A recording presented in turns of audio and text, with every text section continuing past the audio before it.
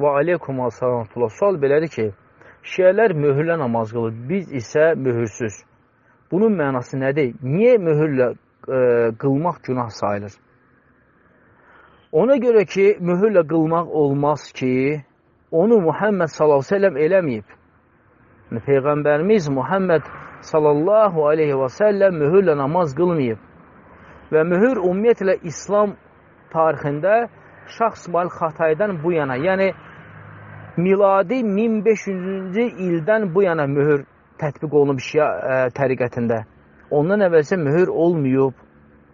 Bu əməl özü-özündə bidətdir, yenilikdir və şəriətə ziddir, müxalifdir.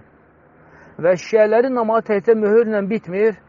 Hətta onların bəzi dedikləri sözlər və əməllər də belə düzgün deyil və ümumilikdə şiə namazı özü Muhammed sallallahu aleyhi ve sellem qıldığı namaz üzərində deyildir. Sizə bir elementar bir məntiqi misal gətirək. Tutam ki, Azərbaycan xalqı imana gələsi oldu. Misal üçün necə? Hamı bilir ki, müsəlman dövlət başçısına itaat vacibdir, düzdür? Amma Azərbaycanda İslam məcburi deyil. Azərbaycanda İslam ixtiyarıdır ona görə ki, dövlət sivil demokratik dövlətdir. Amma dövlət qanun əlavə eləsə ki, sabahdan hamı namaz qılmalı, namaz qılmayan 100 manat cərimə olacaqdır. Necə ki, maska taxmayanların cəriməsi kimi. Yəni, namaz qılmaq Allah Rasulunun, Allahın və Allah Rasul əmridir. Allah Subhanahu Quran-ı Kərimdə namaz qılmaq əmr eləyir. Amma bu dünyada İslam dövləti olmadığına görə onun cəzası tətbiq olunmur deyənə insanlar qılmırlar.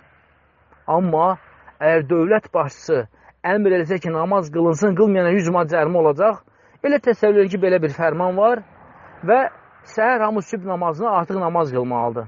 Azərbaycanda 10 milyon əhali var. Azərbaycan bir gecənin içində 10 milyon dənə möhür hardan tapacaq? Sual. Cavab heç yerdən. Çünki heç bir seyx, məssə, kərxana bir gecə 10 milyon möhür düzədənməz. 10 milyon möhür düzədənməz. Bu o deməkdir ki, deməli, dövlət başçısı namaz qıl əmrini versə, 10 milyon xalq təxminən 200 aya qədər bu fərmanı yerinə yetirməlidir. Çünki möhürlər hazırlana qədər. Sizcə bu gülünc deyilmi? Sizcə bu məntiq Quran və sünnəyə zidd deyilmi? Hansı ki, bütün alimlər ittifaq ediblər ki, Allah Subhanahu bir işi əmr eləyibsə, əmr dərhal yerinə yetirməlidir, yalnız vaxtı olan ibadətlərdən başqa. Misal üçün, həcc, misal üçün, oruc, misal üçün, zəkat. Allah Subhanahu deyir ki, həcc edin. Nə zaman? Həccin vaxtında. Dərhal yerinə yetirilmir. Oruc üçün nə vaxt? Ramazana girəndə. Zəkat verin nə vaxtı? İl tamam olanda. Amma namaz qılın nə vaxtı? Vaxtı gələndə. Namazın vaxtı nə vaxtı? Namazın vaxtı, zöhrün öz vaxtı var, əsrin öz vaxtı, məğribin öz vaxtı, işanın öz vaxtı və sübhin də öz vaxtı. Deməli, Allah Subhanahu əmri dərhal yerinə yetirməlidir. Amma dövlət başçısı əmr edir ki, hamı sabahda namaz qılsın, möhür olmadığına görə insanlar 2-3 ay qılmayanlar var. Üzür nədir? Üzür möhürün olmamağı. Sizcə bu gülünc deyilmi?